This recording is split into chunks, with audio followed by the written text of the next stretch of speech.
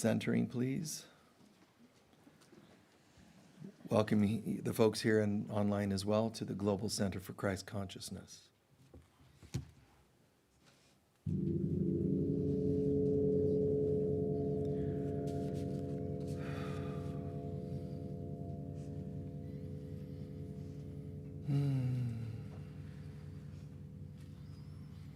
Heavenly Father, Mother God, whose presence is love, peace, joy, and abundance. As your holy children made in your holy image, we give thanks for this inheritance. We ask, however, that you, the Holy Spirit, the divine mother of all, guide us in how to achieve a remembrance of what you created us to be. Help us to forgive ourselves and each other for the times we pull ourselves away from our true identity. Help us to forgive ourselves and others for so many reflections of fear, doubt, shame, hurt, neglect. We're here to be your presence. Birth that in us now, and let this expand in our choice and in our consciousness every day till the end of time, when we can finally ascend into our complete awareness of oneness and heaven. On a day-to-day basis, we give thanks that you give us the power, the will, and the right to do so. And so it is. Thank you.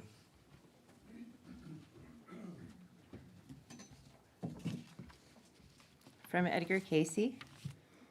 When conditions arise which seem hard to endure, if we would realize that we are workers together with God, and that each condition is perhaps some problem in our lives that must be met and overcome, we might stop and count our blessings instead of counting our hardships. Only with our hearts filled with love for conditions, love for people, love for God, can we fully realize this. Life is growth.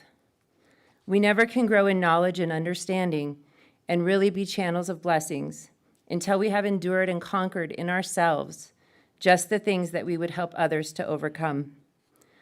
Love allows no place for hate and recognizes no evil, but sees all things working together for good.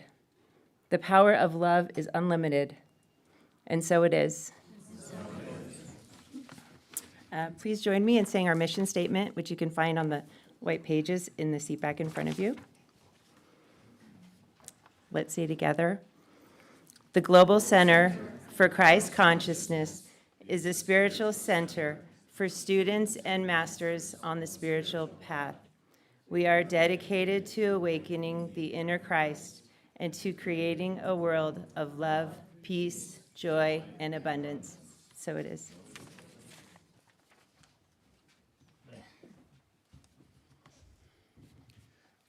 Good morning, everyone. What topics would you like me to cover today?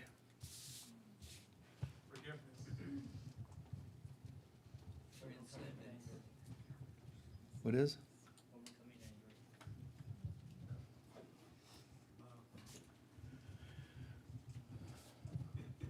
Spiritual barometer. Remembrance. Courage and surrender. Okay. Archangel Raphael. Okay, thanks.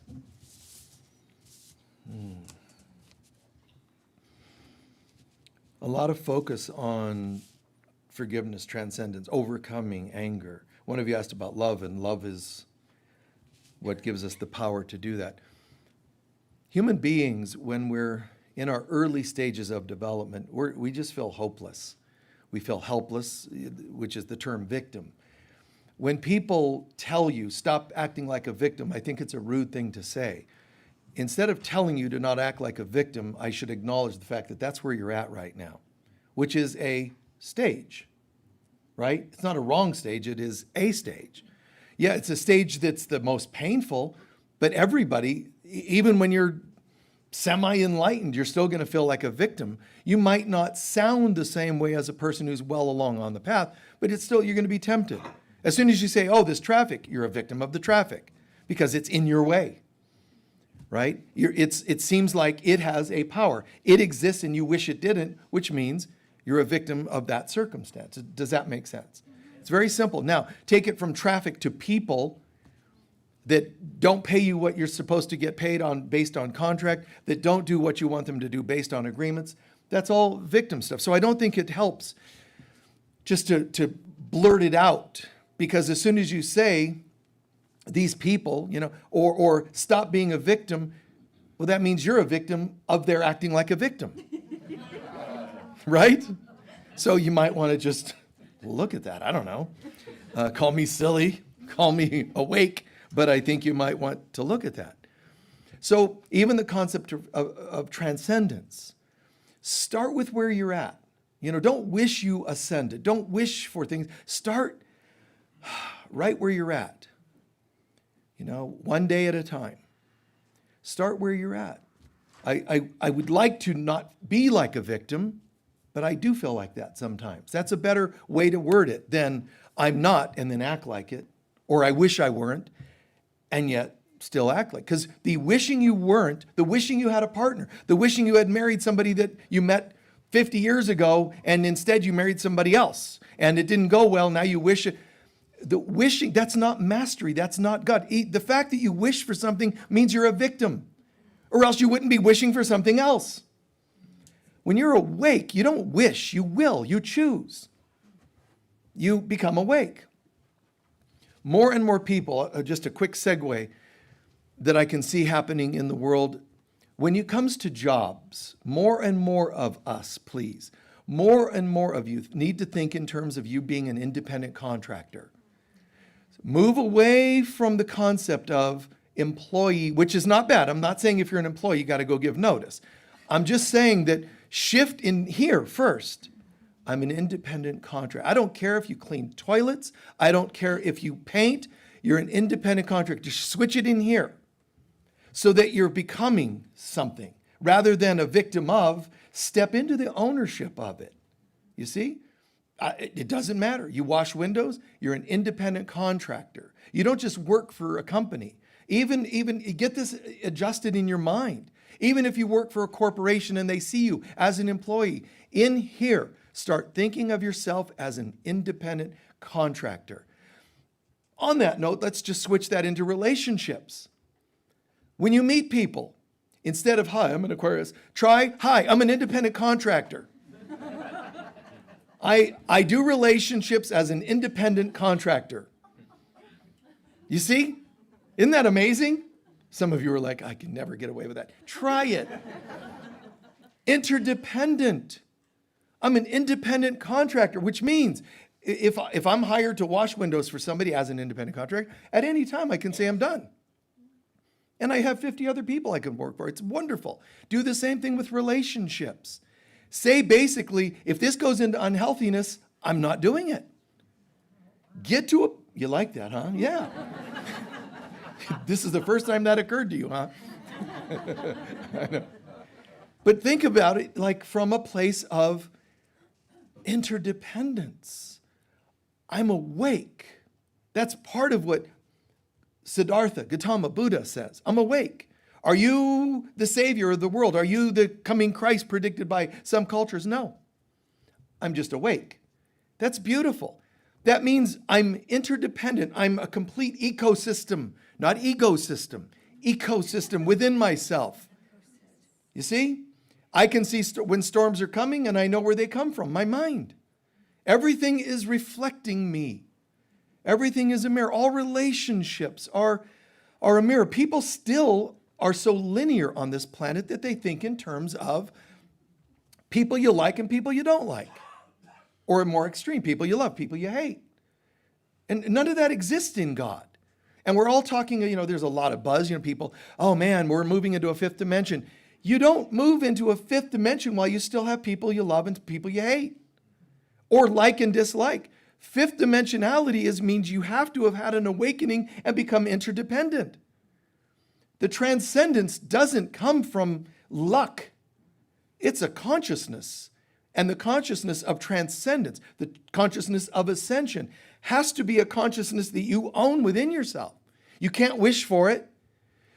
Oh, I wish I would have ascended in this lifetime. Who is that helping? Why even bother? I wish. I wish when I was 5, I would have had one more bite of that ice cream. How is that doing anything for you today? Wishing creates leaks in your energy field. Good healers, if they're great, not just good, great energy healers, should be working more with that terminology instead of just, well, there's this energy thing. Think in terms of leaks. Shamanic work should be leaks. Cut cords means patch leaks. Where do you think the cords are going? You're not just like a porcupine. Yeah, you got this energy shooting from your system. Well, yeah, that's nice. It's natural to have if you're healthy, a good auric field that shines. But when some of those beams of light are actually cords that plug into other people, that pull on those cords when they don't, they're not happy with you and they pull on it and keep you unstable, that whole concept, when somebody talks about themselves or other people, he's beside himself. You're right? That the figure of speech, you're beside yourself, means you are dissociated. I was so upset I was beside myself. That phrase means I'm disconnected, I'm not here. And cords, they pull you like puppeteers. People pulling and pushing and what they want from you. And if they don't get it, they're unhappy with you. And then what can I do to get your love back? Your approval. That's not an independent contractor, which is fine. You're an employee, a romantic employee, a family employee, and you are under their jurisdiction. That's it. I wonder if I can ever retire. No, you can't retire if this is what you're stuck into. And even employers that have enough of accords from you, contracts from you, your own doubts and leaks and issues, they can come back in other lifetimes and snap their finger and call you to them again. One lifetime they work for you in the military, another lifetime in a corporation, another lifetime it's just in your family household. You're changing the names, but basically it's all the same. Interdependent. I'm awake. Snip, snip, snip, snip, snip, snip, snip, snip. Wow, this is interesting. I feel so much more complete and full with less effort. Finances become easier with less effort. How could that be? Because it's not being sucked out of me by psychic vampires called mom, dad, partner, ex, or whomever, your children, whomever. You just stand interdependent. Now, there's bad news to that. Most people don't want you to become interdependent. Most people don't want you to become independent contractors. See, because then they can't control you as much. And I'm not pushing conspiracy stories about the world that controls it. It does what it's going to do. This is its game. The world, as we see it, is a world based on fear and ego. So what could be a divine ecosystem becomes an ecosystem. And the ecosystem has no intention of us waking up. That's not very helpful. It's okay. It's not very helpful. You see? It's like, well, wait, where did you go? I'm pushing buttons and you're not reacting. You see? And it's like, well, yeah, because I'm awake now. Kind of like a matrix concept. I'm awake. Now I know the matrix is a game. Sadly, it's one that everybody is hypnotically in a trance to believe in. And it's very challenging to break out of it because when you break out of it, you don't know really what to do. And here's what happens. When you become interdependent, you start to feel one of the downsides is a little lonely. Right? Can I hear an amen? Amen. Yes, Jesus. Okay, so you start to go through this thing of loneliness. Why would that be if you're waking up that you would feel alone? Because the loneliness is actually a symptom of withdrawals. Withdrawals from an addiction. What addiction? Codependence. And I'm not talking about snipping and becoming cold. That's not at all. You become warmer. You become alive. You smile more. You're more engaging with people because you're so alive. But the world will have those weird reactions to that. Why are you always so happy? What is this a weird thing to say to somebody? You have to be pretty messed up to question why they would be happy. How can you be so prosperous so easily? I have to work. I mean, I've seen that in clients, in friends, in the world, family members. You know, I remember, I've told this story before, but my grandfather, who lived in the Depression, had struggled all his life. My dad, who came into some money, whatever. And on his deathbed, my grandfather, talking to his son, and they never got along. Talking to his son in their final words, my grandfather's trying to pull rings off of my dad's hand. And he's going, take that jewelry off. Take that. You don't deserve it. These are his dying words. So imagine my dad's, right? Strong guy, seemingly, tough guy. But that had to have hurt a lot. And it's like, but why? You don't deserve that. Now, my poor dad was a victim of, wait, was he? You understand? He was actually having mirrored the way he felt about his own prosperity. I don't deserve. His father is just mirroring it to him. When Jesus says to Peter, get behind me, Satan, how many friends have you ever said that to?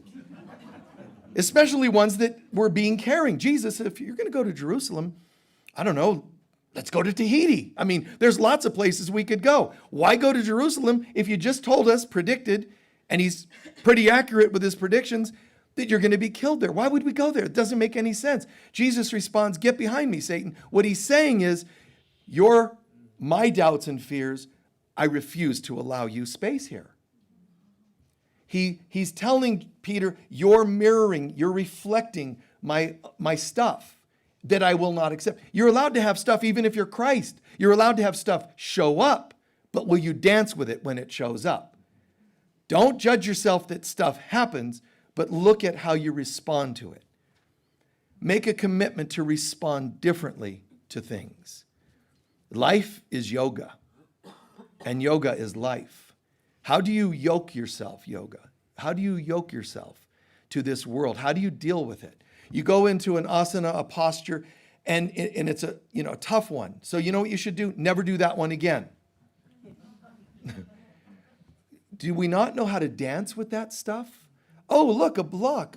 Okay, let me just drop into that and let it start unraveling and opening up. Just like relationships, partnerships. You're using that word love. Love is not passive. Love is active, right? Love is active. It guides us, but in a loving, tactful, patient way. But we still have life to deal with.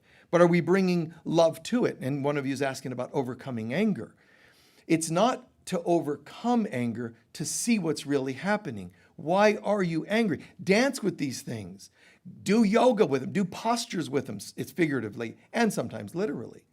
What is this? So instead of a posture where you go, oh, and let me dance with that. Or, you could avoid it. You could force it. Darn stuck muscle. I'll show you. And those are not healthy ways of dealing with it. You could injure yourself forcing a stretch. Well, but I got to try to touch my toes or the ground. That's not what the asana is about. It's yoking yourself to the moment, relaxing into it, and seeing where there are issues. Whether it's a stuckness, a tenderness, but it's still you reflecting to yourself through, let's say, yoga. And by the same token, that's what relationships are here for. They're actually mirrors. We categorize them, like them, don't like them. But they're actually asanas. They're all postures that we're doing in the moment to see how we're doing with ourselves. Bless you. So think about that. So I really do pretty well with most relations, but when somebody's such and such and you name it, that's a muscle that you should come to and dance with. I don't mean you have to allow and enable hurtful people. Well, Michael said we're supposed to be patient. No, actually it's okay to walk away. But when you walk away, you don't force every stretch in yoga or whatever other forms of stretching or workout you're doing. Don't force it until it gives. Sometimes just find it, identify it and say, oh, hi. I'll make note that there's this thing. And then sometimes when you're home, when you go to sleep, ask for visions to unravel it. When you're in the shower, let hot water help you unravel it. Go to a body worker, let them help you. You don't have to run from it, but you also don't have to hide from it in any way. But you don't have to defeat it. Be with it. What is this really about? So you don't want to overcome anger, or it's more like transcending anger. But how do you transcend? Not running from, nor giving into, or fighting it, but instead just, what is this really about? Why the word awake was used is because I'm here. Not I'm running, not I'm hiding. That would be like sleeping. Awake means I'm going to be completely present with this. So somebody does some annoying behavior, a partner that disregards you when you're talking, a parent that still tries to control you, children who act rebellious and hurtful to you in some way, whatever the case in life. And there's obviously good things that happen in life. But when these challenges happen, instead of just, I wish they would be different, that's not being present. That's, I'm already out of my body wishing this were different. I'm out of the moment. What is a wish? I wish the past had been different. I wish the future. You don't usually wish in the present. When you're in the present, there's less thinking and wishing. In the present means I don't know. Not, I don't have this, I wish I had it. It's, I don't have this. I'm accepting that, I'm owning that, and I'm asking for guidance on how to perceive this. How can I see this differently? What is really happening here? Being fully present, it's almost like calling it a meditation with issues. You sit and become fully present with it, and what starts to happen is reflections start to show, oh my goodness, this reminds me of that teacher when I was in 10th grade. Oh my God, this just brought up when I was 3. And then this, and you see, you're becoming present. And it sounds like, well, that doesn't sound very cool and meditative to have all these issues. I wish it'd be more like Buddha. How do you think Buddha became Buddha? He had to sit and look at these things. He had to watch arrows being shot at him that turned into rose petals. But he had to not react to the arrows being shot. He saw the dancing geishas, the dancing, gals, and it's just, and it's not just about how they're dressed or the definition of these girls. These girls, he sees these dancers. You know what? They symbolize an easier life. It's like, wow, I could have a life, and these dancers are promising me a life of ease. Just only rub my shoulders, give me what I pay my bills for me. But that's not why you're here.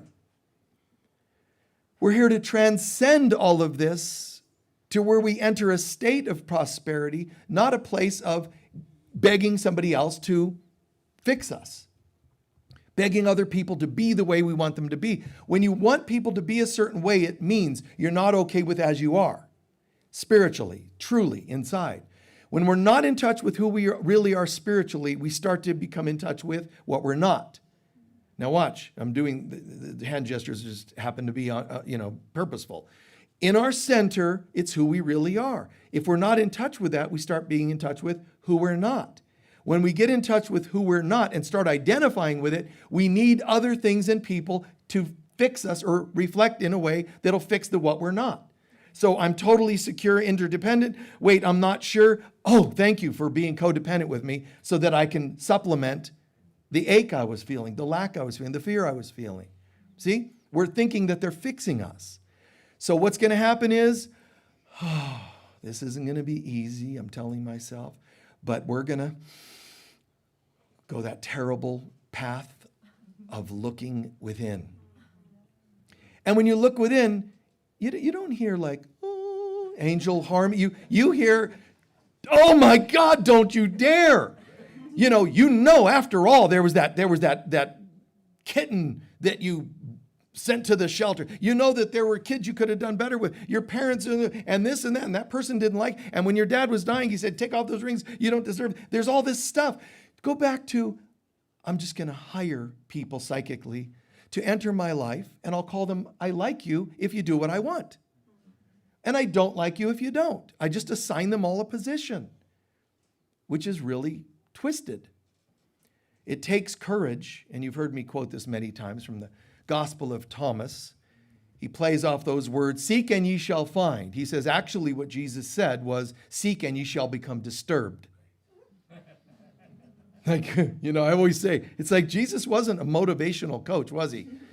How do you tell people that? How do you have a website that has lots of clicks or whatever you call these things? Any kind of Instagram or one of those things where you have lots of attention. When you teach things like that, seek and ye shall become disturbed. But if a person's really in touch, they go, ooh, I like that. And the reason I like that is because it doesn't appeal to my ego. Seek and ye shall find all of your stuff. The good news, though, is keep seeking, because on the other side of what you're not, the false stuff, is who you really are. But it takes tenacity. It takes courage. And my advice is not to journey alone. Well, you can't journey with anyone else except God. So I know that people can't die and go to the other side with you. You die alone. Even if they put your cute little graves next to each other, and arrows on their tombstones, I'm with him, I mean, if you're that codependent, okay. But even if you do that, you die, you're on the other side. You might even see the souls of other people, but it's your journey. If you die with regrets, shames, guilt, hidden little secret whatevers, you have to face those. It's not like your partner's allowed to go, listen, I can vouch for them, we're good. Everybody has to face themselves. You have to turn from what you thought was your life to an inner life. And it isn't one of coldness, but it takes courage to look at ourselves, to start taking greater responsibility. And it's not just about taking responsibility like that's a bummer, like, oh yeah, I'm on the spiritual path, can you tell? I look exhausted and sad and lonely. But that's what monks did. That's what priests did. That's what all kinds of people did. We vowed our life to God. We're vowing to work at temples. And these people looked miserable. And they were miserable. That's why they put women to death for witchcraft. Most of them had nothing to do with anything like that. Some of them could have been psychic. And they called it witchcraft. But some of them didn't even have that. They were just taking it out on them, because what they were saying is, I'm a priest, I have vows of celibacy, but I wish I could get some, and I can't, so I'm frustrated, and I'm going to take it out on the local women that make me go, oh my God, I'm sinful. No, she's sinful. That's what they did. I'm not kidding. You take it out on others. That's what people do. If only they didn't tempt me. So they're called temptresses. Now on the other side, you have to spend time burning at the stake that you put them under. On the other side, you have to deal with your guilt and your shames. But all of that's just surface level stuff that such people would have to deal with. One of the things they'll have to deal with is the craving that they saw themselves feeling for that woman that they killed. It's not just the karma of killing somebody. It's the craving is even worse. You see, having their life taken was easy compared to me owning that I have thoughts I wish I didn't have. That's hell. That's the horrors of hell. It's our feelings, thoughts, regrets that we don't want to face. My advice, speak to the Divine Mother, the Holy Spirit, and say, look at them with me. And she doesn't say, oh, that's a nice one. That's a bad one. That's a naughty one. She just says, if you can look at them with me, without judging them, they dissipate the way the arrows did to Gautama, Buddha. The arrows come and they don't land. Let me sit with you and look at these things. While on earth, we have to stick to our integrities as best we can. If you make agreements with somebody, yes, you should try to keep them. But what if it involves a partnership? Well, till death do us part. Well, death did happen. We stopped being in love with each other. So does it have to mean literally? So if I'm in a relationship, I being any of us, if we're in a relationship and we promise monogamy, you really should try to live to that. But if you don't, it's not just them you're hurting. You'll have to face the thoughts and fears and shames you feel about it. Oh, well, I don't feel any shame. That means you have extra armoring that you'll have to purge on the other side, if not in this life. At some point, own it. Make amends where you can. Be open with these things. Don't overly pour your guts out on other people. Don't call people who are blissfully happy and say, listen, I know you're blissfully happy, but my guides are telling me that I'm supposed to tell you how miserable our relationship was, and I'm supposed to let you know what I liked and didn't like, and I got to make amends. And listen, it's as long as it doesn't do harm. Most of the work you do could be done right here. You know, I got to patch some things up with my dad. Well, he died 40 years ago. Oh, now I'm really in trouble. How am I going to track him down? Oh, well, trust me. You go to the other side. He's already incarnated again. Now you got to chase him down by incarnating again to go find him to gain his approval. And he becomes a drill sergeant. You're in the military, and you're not going to get his approval. He's not going to go, you know, all the soldiers I call lowlifes, but you, I find you to be quite an appealing person. It's, you know, maggot, you know, and it's, this guy's not very nice to me. He's your dad back, and you're still needing his approval. Well, why is he so rude? Because he has to magnify the journey to you. Maggot, you will never get my approval. And you're going to do this, and it's not healing. So you'll make it through your time, your term in the military, and then at some point you're going to see therapists because you've had 5 wives leave you, because you have anger issues, and you're going to sit with a therapist, and then you're going to break down and cry and say, I don't understand. That's nice. Seek, and you shall become disturbed. And at some point, maybe in the therapist's arms, maybe on your knees praying, whatever it is, there's this whole humbleness that suddenly comes. I have been trying to get something on the outside that people outside can't give me. You know why they can't give it to you? Because they're not there. They're holograms of us. How do you get a hologram to do something different than what the person who owns the hologram is telling them to be, telling them to do? Now, some people hear this and they say, well, this is cool, but I'm a pretty decent person. I've never done external harm. Victim. And I'm not rude calling you victim. There's a reason. Watch. So what if I've never done harm and still people are hurtful to me? Some of you can relate to that. I'm a pretty good person, but stuff still happened. And that's written about in the book of Job. A person who says, wait a minute. I can ask all my neighbors and family members, haven't I been a good? Yeah, we don't get it. You know, usually we could pin it down. You know, you drank too much, you slept around too much, you did, you know, but this is the most honorable guy any of them have ever known. There wasn't actually a guy named Job. I don't know what the internet tells you, but there wasn't. It's written by Melchizedek. He wrote this story as a mystical story of initiation. So the book of Job is telling us, in this world, things are going to happen. And even if you're the cleanest person that's ever lived, good, pure thoughts, deeds, actions, like Job, at the end of the day, he's going, the law is that if you do wrong, karma comes back to you. That's the law that they're all living under. But I've done no wrong. At the end of the book of Job, he's talking to God, finally saying, God, can you help me understand this? And God says, yes, you've only known you since you've been Job. I knew you before you were Job, which means other lifetimes. See, stuff doesn't happen just accidentally or by chance. So he's saying, I know Job before he was Job. And, you know, it's kind of like saying, dude, come on. You know, I'm paraphrasing God's message to Job, but it's kind of like, dude, come on. You know, I can show you video footage. I mean, the Akashic records, we've got full records of what you were doing. And so now do you get to a place of going, well, now I know that if anything goes wrong in my life, it's my bad karma, because that's guilting yourself again. Learn to see it and say, when I was foolish, I did foolish things. It's true. When I thought I was separate from God, I acted out. When I thought I was separate from God, people acted out on me. And you know what? It really makes sense. That's what you say to yourself. Even if horrible things happen, you can say, but it makes sense that children of God who think they're separate from love would have some pretty dramatic things happen.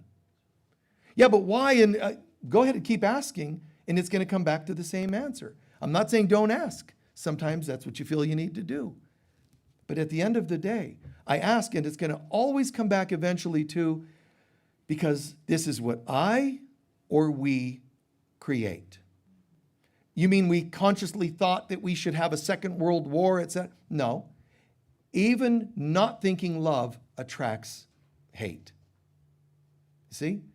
Just even not thinking God, you're attracting ego automatically, because that's the contract that we've created. We've signed it. We can't actually create that there is no God. That can't be changed. There's God, and we're made in God's image. We can't change who we really are, but we can make believe. We can act it out as if. You can have a child in your life, genetically, your child, and yet it can make believe that it's living on another planet. It can make believe that, it's a character from history. There they go, riding on a broom, Mom, look, I'm a sorceress from the 12th century, or whatever. And she goes riding by, he goes riding by. That's in their imagination. But when that's done, they put the broom down, they sit at the table and eat with their family again. Whether you want to call that more extreme version, you could call the more extreme version the prodigal son story. At the end of the day, you can't change who you are. Most of our life, especially when we don't step up and take responsibility, it means I want this to drag on for another day, lifetime, 10 lifetimes.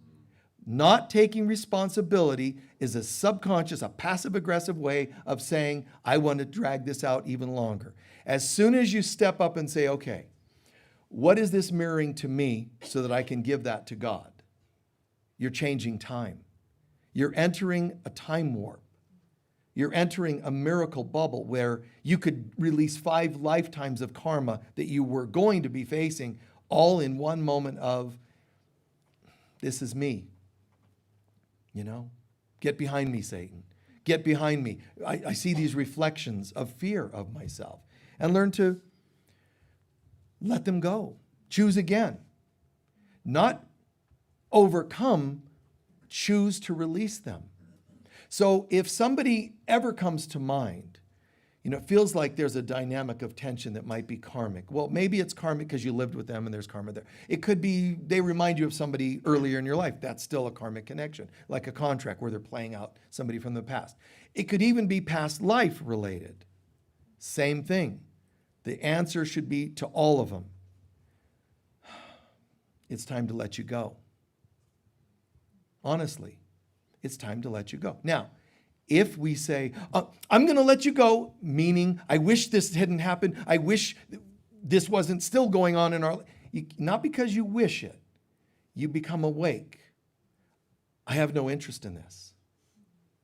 What if they owe you from another lifetime $1 billion? That it'd be nice to cash in on that debt this lifetime. Oh, wouldn't that be cool? What if God appeared to you and says, listen, there's somebody that owes you $1 billion from other lifetimes.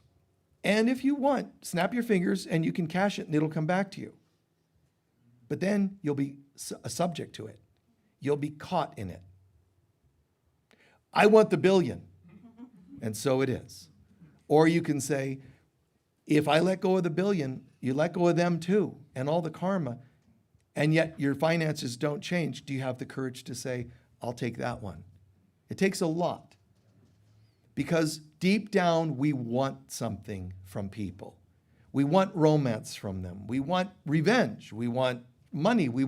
There's this wanting, but where is the wanting coming from? Where is it coming from? It's coming from an emptiness. If we perceive ourselves to be broken, empty, flawed, we need someone to fix it.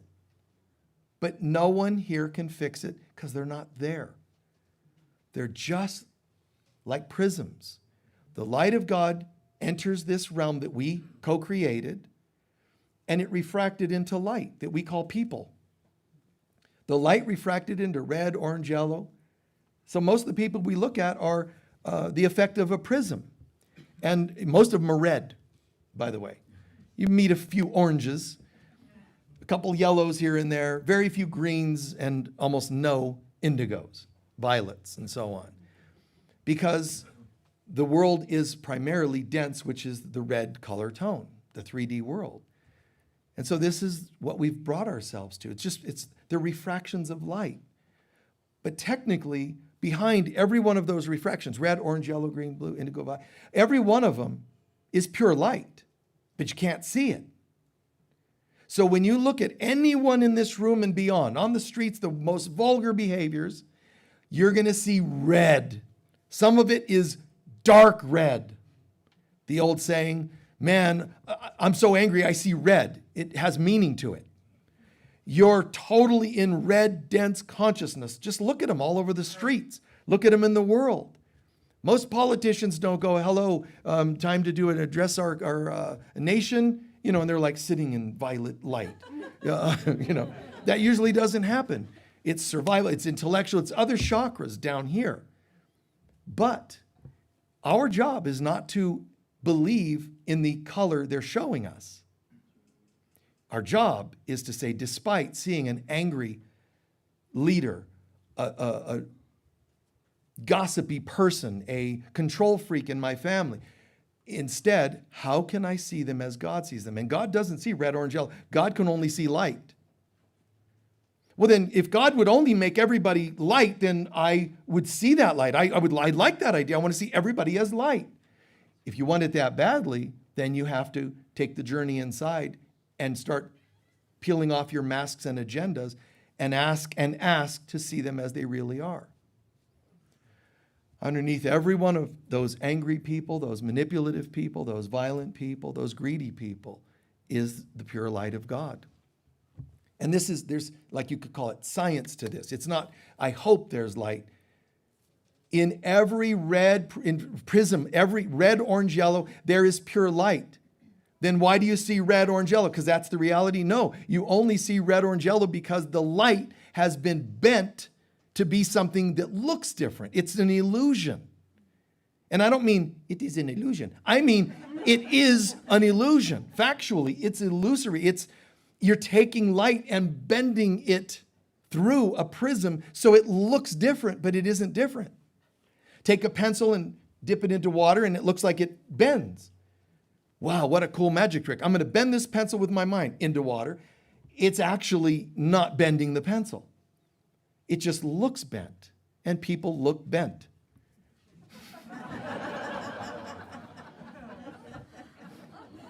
What are you going to do? One of you asking about courage. That's what it's about. There's no thing you do on this planet that takes greater courage than looking at yourself.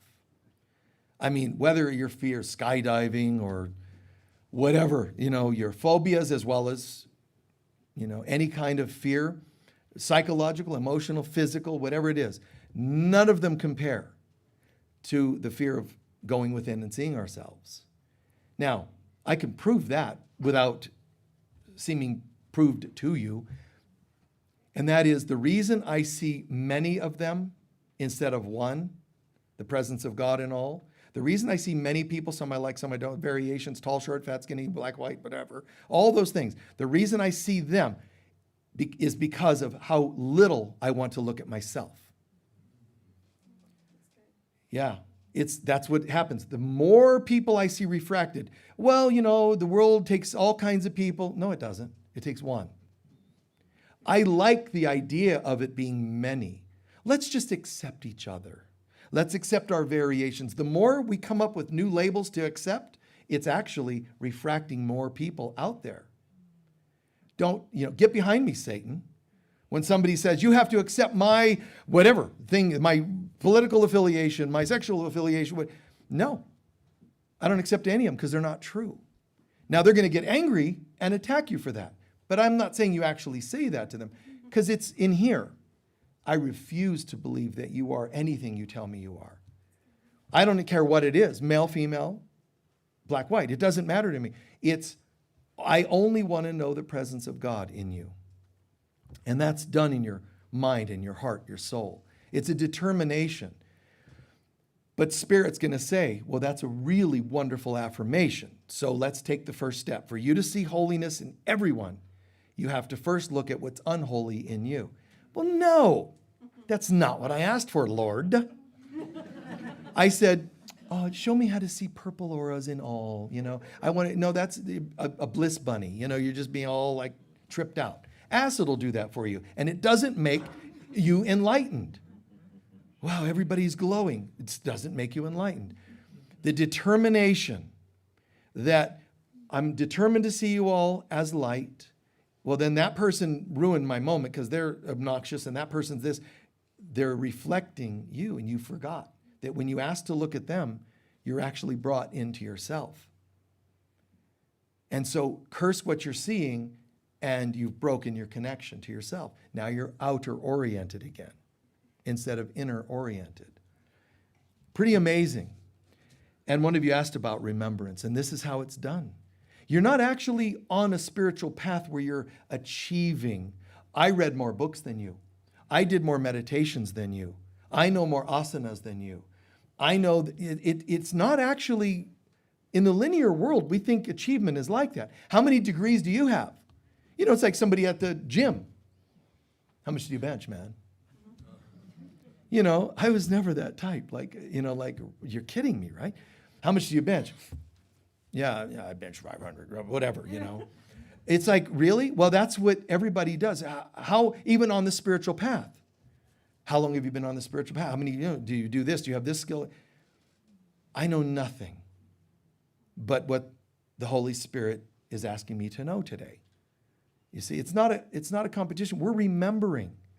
We've fragmented, and now we're coming back together. You've heard me say it's remembering or reassembling. Remembering your dismembered parts, which sounds very morbid, but it's meant spiritually. We refracted into all these variations. In the world today, more than any time in history, variations, where everybody's individuating so much that you can't keep up with it. Well, that's perfect. That's what the ego wants. You can't connect with anybody. You can't say, you're a really nice guy. Oh, how do you know I identify as a guy? What I meant was, you're a beautiful person. I don't even identify as a person. I might identify as a fifth dimensional being. How do you know? Never mind. Never mind. I was awake and now I'm asleep and I hate you. Get behind me, Satan. Too late. It's hard, but to really hold this conviction. If you watch the news, love. I know your head's hearing things and you get to, why watch it? That's your problem. But the thing is, the world is tempting you to believe in it because it is anti-Christ. Christ wants me to remember who I am, and I can't if I don't remember who you are. How do I remember who you are? It takes determination. It doesn't take a whim. It doesn't take a mood. Today I'm in the mood to see people as they are. You have to actually be determined. Archangels all have different roles, and they do exist. Some people have talked in various eras of time. Some people have communicated with angels and called them star beings. Other people talk to star beings and call them angels. They're actually different. We have the presence of God, the Holy Spirit of God. That's the highest consciousness. The Divine Mother is in charge of all of this. And we keep twisting things, but she dances based on the music we play so she can mirror to us where we're at. That's all. She's mirroring to us how we're doing and not doing in her infinite patience. However, in all of this, there are more things in heaven and earth that are dreamt of in all your philosophies and sciences and beliefs and opinions. There is more. It's all there. It's all true. There's the people of UFO interest. Some of them teach. It was never none of these other things. There is no God. There's just biological beings that are more advanced because they're in a little tunnel vision looking at one little tile in a whole, universe, and defining the universe by that one little tile that they're staring at, slide that they're staring at. We have God. We seem to have separated. Yes, all the primary creator gods, the Elohim and so on, other names for it, are there. Whether it's in Japan or China or Africa, there's this understanding that there are these initial beings that became the prisms through which all life refracted. And the first things that come after them are called creator gods. They existed and they still exist, some of them not as well as others. But there's creator gods that we call gods and goddesses of ancient mythology. but it's not really the humanistic versions. These are beings that are as large as a solar system, for example. These are creator gods. They're powerful. And at one time we worshiped these gods, and some of them did fine by us, and some of them did not.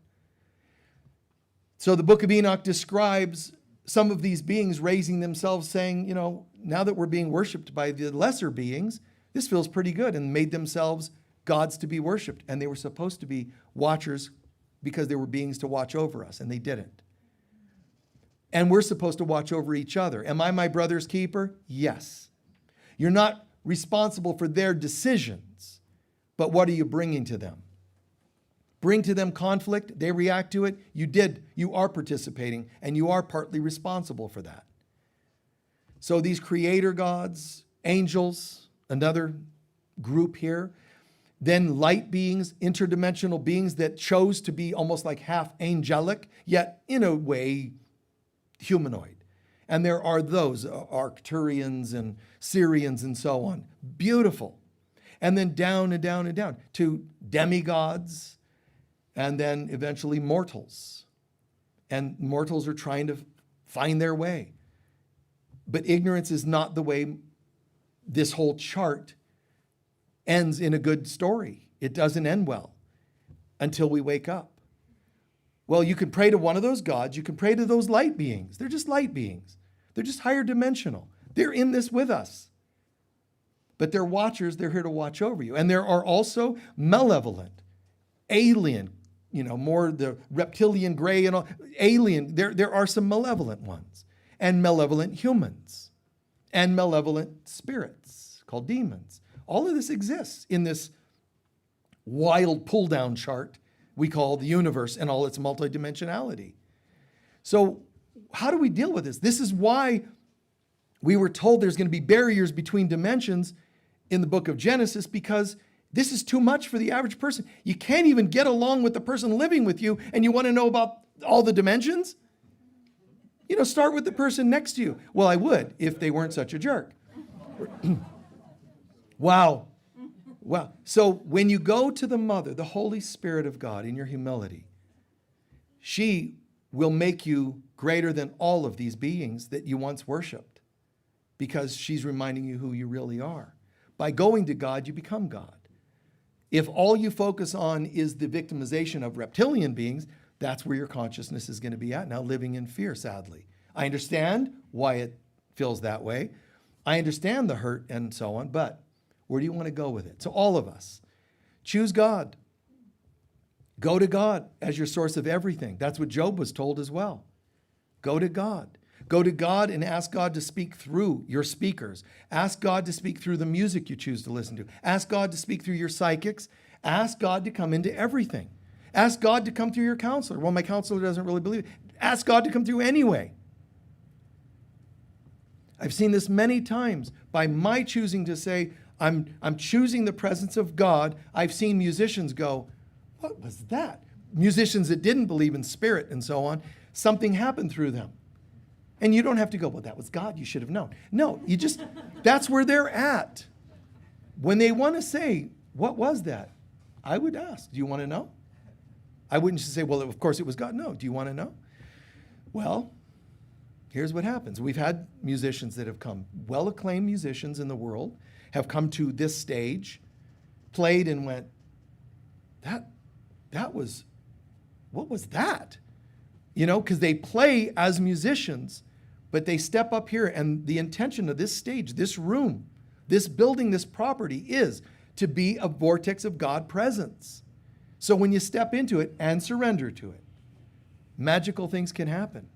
The most effortless, this, that, whatever it happens to be. If you're a counselor, if you're a mom, a dad, make your homes a place that angels would seek to dwell. When you're a counselor, don't just counsel.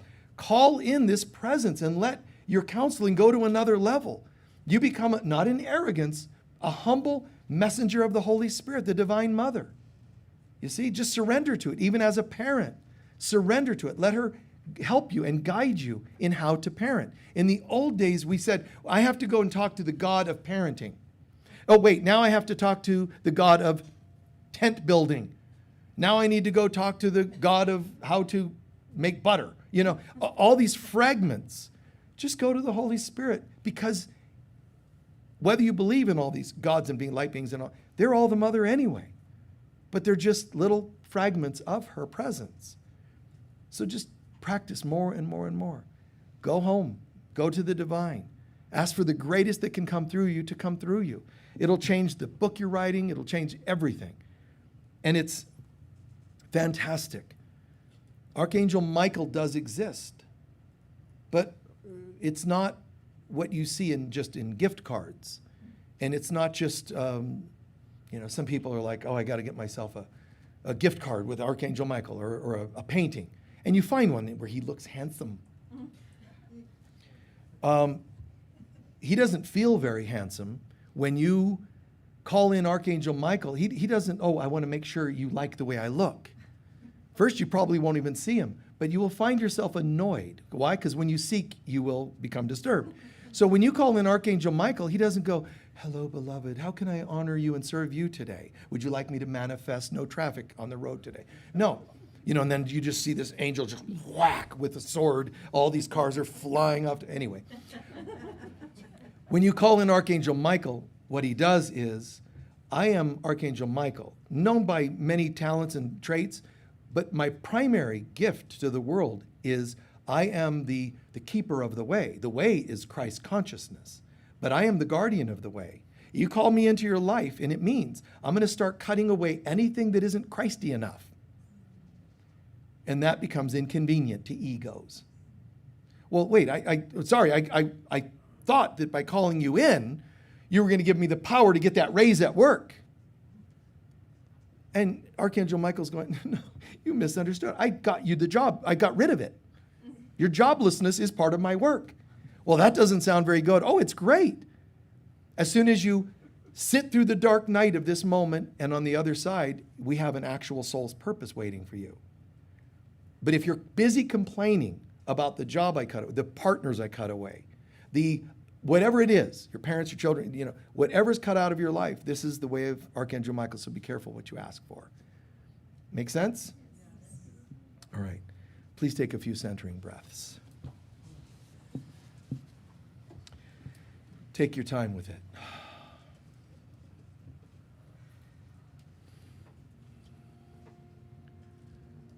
Remember, wherever you are, start there. I wish I would have gotten on the path sooner. It doesn't matter. Start now. I still wish I knew more about forgiveness. You do. Forgive yourself for not knowing more about forgiveness. Accept your successes and your failures. Just sit with them. Don't become proud of the successes, shamed at the failure. Just sit. Peace, peace.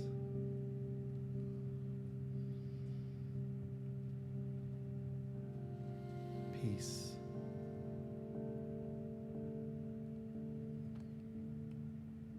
We call the Holy Spirit of God into our consciousness.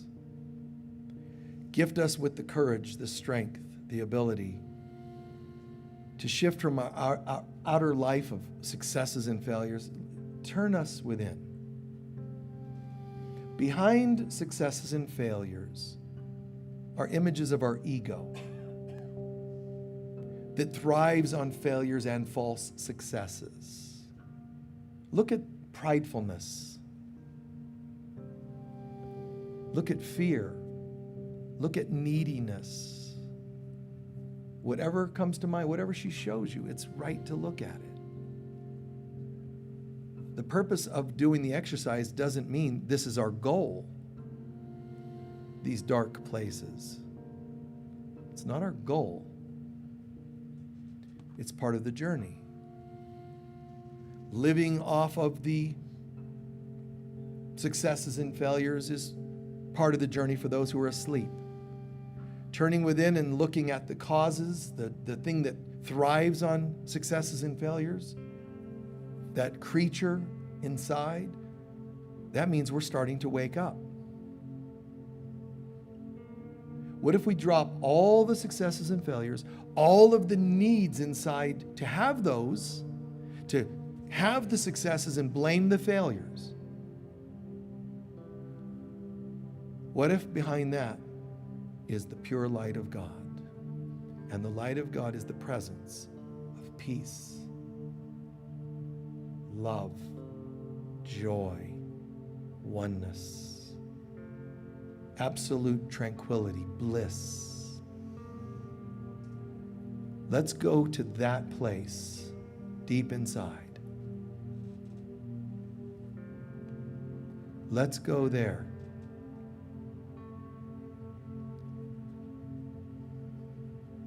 And every time the mind starts to talk, yeah, but what if I miss something? Stop, be still, and know the I am presence of God. Keep going, determined. Be determined to get to that place.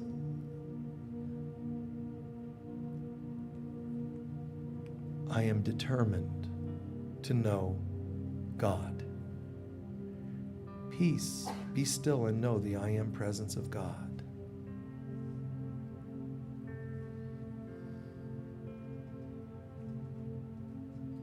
Even if the most valid version of reasons to not do this, they're not true. What if you start to feel bliss and say, it can't be this easy? Shh, tell the voice, that's not true. I am so determined to know God and remember who I am that I have no interest whatsoever on anyone else's opinions, including my own. And let's just for another moment bask in this feeling.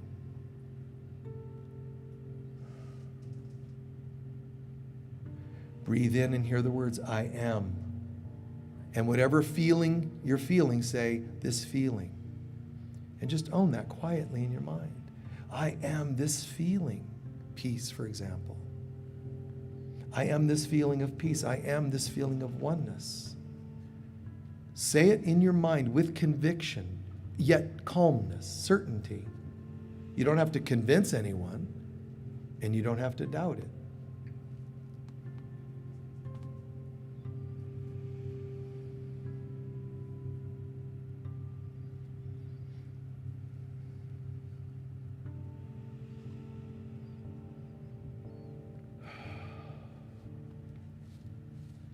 And quietly begin to give thanks.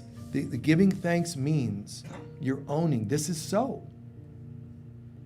This is permanent. Even if 10 minutes from now I lose sight of it, it has no effect on the realness of this. This is real.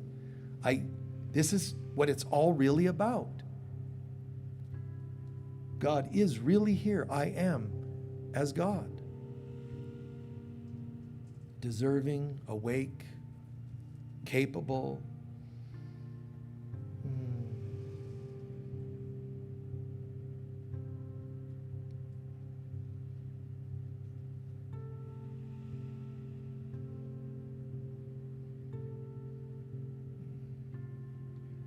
Almost done. Become aware of anyone next to you that's sitting alone. Don't let them sit alone. Scoot next to them and just hold their hand or reach over and hold. If some of you are having tears, there's tissue in front of you, but just hang in there. I refuse to let anyone be alone.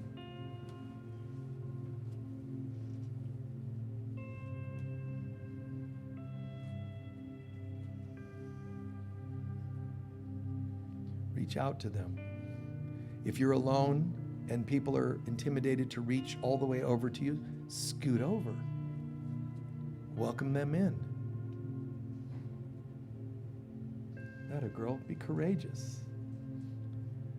You have no idea the good that you're doing when you do this. It's immeasurable. That's how glorious it is. No child of God will sit alone, stand alone in this world. I will leave no one alone. I refuse. And you're allowed to refuse the ego.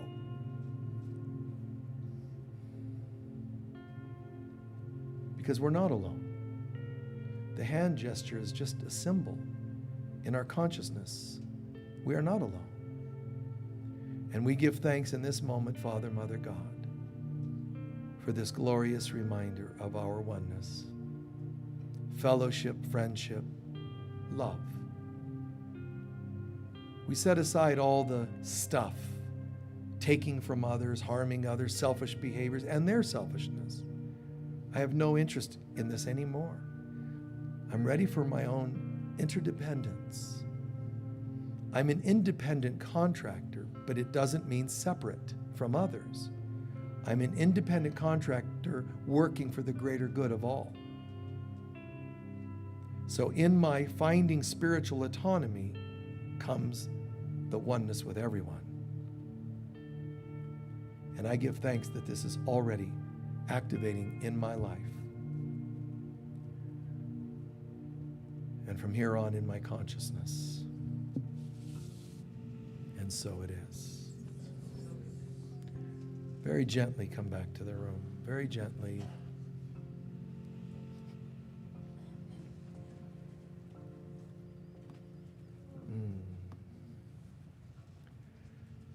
Thank you. I think we addressed most of the requests, hopefully so. Anyone can share? We're going to do our closing prayer in a moment. Can anyone between now and then share what you're feeling, what you got from the message today, what you got from the meditation today, whatever it happens to be, what you learned, what you're feeling, etc. Yes? Practice without shame. Practice without shame. Nice. Living, thriving without, yes. I'm an independent contractor, and we can help each other. Yes. I'm an independent contractor, but how can we help each other? You know, like, how can I be helpful today? That's a miracle worker. How could I be a miracle worker if I'm codependent? As soon as I start to work healing and miracles in relations, I'm already shifting into becoming more of an independent contractor. It's amazing. But independent contractor, don't misinterpret the word. Independent, cold, shut off, disconnected. Independent contractor with an absolute willingness to recognize our oneness with all. It's kind of seems like a bit of a paradox. Independent contractor who's one with everyone. Well, how independent is that? It's all in the intention of interdependence with no evil, no ego allowed to pull me down and ruin the moments of my life. Independent contractor, a willingness to be responsible and see that others are a mirror and so on. Even when people seem to mirror things that you can't relate to, doesn't mean they're not a mirror. Just don't take it so literally. You could say, you know, I have a neighbor who is single, no children, alcoholic, and you can say, but I'm partnered, I have children, and I've never had a drink. How could they be mirroring? Because you're taking it too literally. It could be, and they're annoying. It could be, and they're impatient. It could be some other quality about them that is mirrored to you. It could even be your arrogance to think that, you know, you're better than them because you don't drink and they do. Whatever, you just watch. Just let Spirit guide you in and look at what these things are mirroring. When you peel these off, it's amazing. So interdependence means I've cut the cords and peeled off all the toxicity. You see? That's what interdependence and independent contractor means. I'm peeling away the garbage. Now I'm awake, and now I can, from this light, I can embrace all. Make sense? Good. Anyone else? Yes, dear. Taking responsibility, what is this mirroring to me that I can give? Taking responsibility. What does this mirror to me that I can give to God? Absolutely, yes. The more labels that I need, it's like I need to see so many in front of me, so many distractions is like representing how little I want to go within myself. Yeah.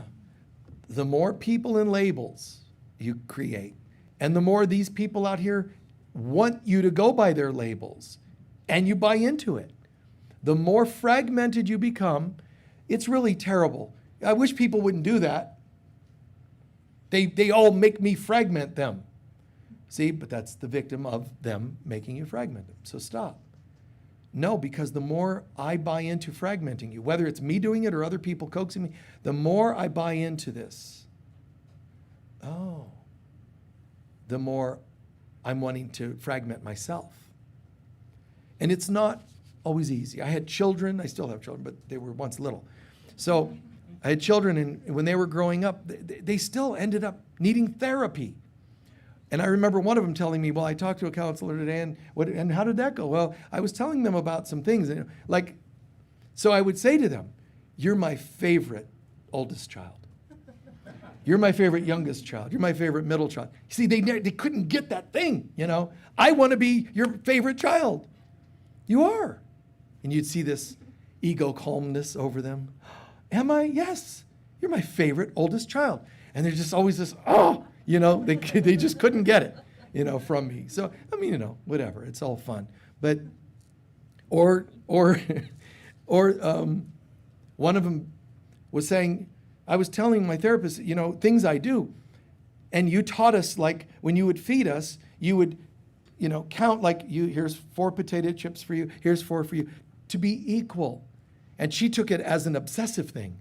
Only have 4. No wire hangers, like it was some really creepy thing. I just wanted them to understand. I love you all equal. And it was beautiful. But how other people interpret your intention is different. Everyone sees a Jewish saying, an old Jewish saying. You don't see things as they are, you see things as you are. Yeah. Ooh. Which means amen. Yes. Honored by your independent prism of guidance. Say it again. Honored by your independent prism of guidance. Thank you. You're honored by my independent prism of guidance. Thank you.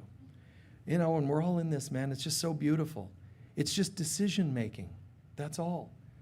I know how complicated it can be, and I know how challenging it could be, going through the dark night of the soul that we do at times, and challenging weekends or periods of our life for a few years. I understand that. This too shall pass. And the more you identify with the wounding of your past, whether you've done or other people have done, the more you identify with that, don't identify, look at it, but don't identify with it, don't become it. Because then you're now caught in its,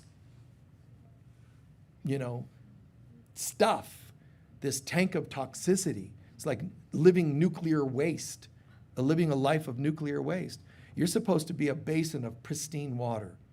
And the water fills up and pours over into the lives of others. It sounds like a pretty grand thing to have to live up to, but it is our destiny. So why not start today in every little way? Thank you. We're going to do our collection and our closing prayer. They're going to pass around these bags, and those are for your donations and love offerings. Please be as generous as you can be. Online folks as well, there's a link for you. Be as generous as you can be. The baskets are for any extra donations you might feel called to give. We use those for people of lesser means or for special projects. Those are the baskets, but the bags are primarily where you put your donations. Please hold your love offering to your heart. The paper in front of you gives you the words to the blessing, but it is as follows. Together, please. Divine love flowing through me blesses and multiplies all that I am, all that I have, all that I give, and all that I receive, and so it is. Thank you, thank you, thank you. While they're passing those baskets, just know a few things. By the way, if you're a realtor in the area or if you need a realtor, please, contact the office so we can help you find whatever you're looking for in terms of real estate. Because, some people come here and they visit, they don't know what to look for. We try to have a nice network here so that we can hook you up with the right massage therapist or a realtor or places to eat. Just call the office here. They'll help you as much as we can. But I like to be, boots on the ground, kind of helpful as much as we can be. Also, on October 27th from 7 to 9, you can immerse yourself in the Anawa tribe's mesmerizing rhythms and melodies as they share their rich culture through their music. So this is kind of a special event that's coming up on October 24th, 7 to 9. Okay? Yawanawa tribe. And also, if you're online watching us or in here, please remember, it really, really is important to us. Get on our mailing list so we can keep you posted. It's email. We send out emails about what events we have going on. It's a great way to stay connected, but you can also look at in the foyer, there's flyers and things for any events, so you can learn more about them there or on our website. But thank you, and if you watch us online, you can like and subscribe and all those things so you're kept abreast of what's going on here. Let's see, on Sunday, October 26th, last thing I'm going to share is please join us for a new class. It's a new workshop, the multidimensionality of the Lord's Prayer. So we're going to get into that. It's going to be quite cool, quite deep. We're going to look at the Lord's Prayer in a few different languages, including like Native American. We'll look at a few different versions of the Lord's Prayer for various reasons. One of them because some people will identify more with one than another because of their own lifetime's history, But yeah, it's going to be a really great workshop. I'll be facilitating that. It's 12 to 3. Is that next Sunday, a week from today? Okay, a week from today. So join us if you can, a few hours after service. All right? Cool. How you feeling? Good. We deserve it, don't we? Yes. The presence. People will watch things like this and go, I don't understand. How, like the musician saying, how does this happen? I come up on the stage and I've never felt such, be happy about it. It's the Holy Spirit, it's God. It's this presence. And our intention is to not talk about it. It's really to anchor this presence everywhere we go. And we encourage you guys, everyone, to do that more and more in our lives. Be courageous enough to do it. You don't have to preach it. You don't have to convince, convert, none of that stuff. Just to be this presence. Please stand for our closing prayer.